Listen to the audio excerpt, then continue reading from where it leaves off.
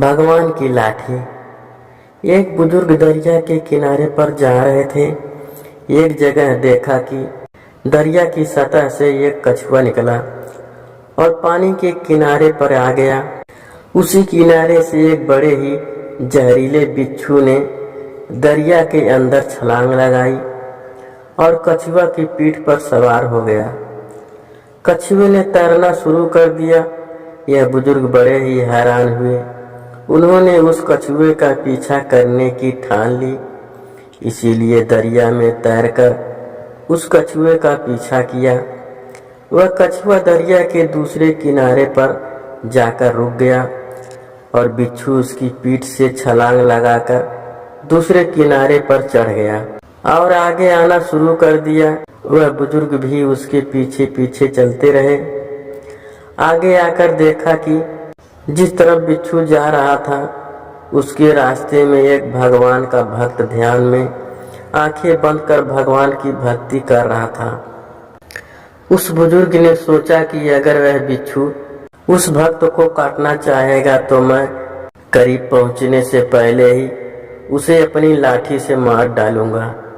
लेकिन वह कुछ कदम आगे बढ़े ही थे कि उन्होंने देखा दूसरी तरफ से एक काला जहरीला सांप तेजी से उस भक्त को डसने के लिए आगे बढ़ रहा था।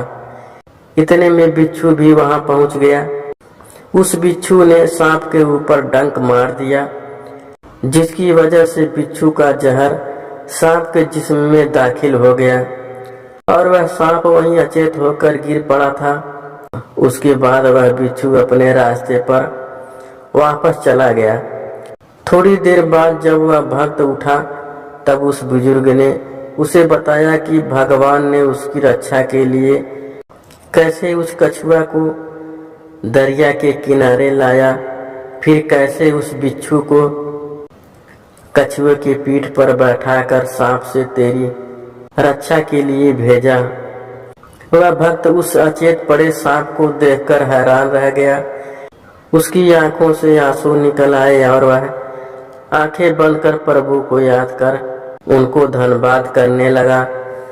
तभी प्रभु ने अपने उस भक्त को कहा, जब वो बुजुर्ग जो तुम्हें जानता तक नहीं था वो तुम्हारी जान बचाने के लिए लाठी उठा सकता है और फिर तू मेरी भक्ति में लगा हुआ था, तो फिर तुझे बचाने के लिए मेरी लाठी तो हमेशा से ही तैयार रहती है।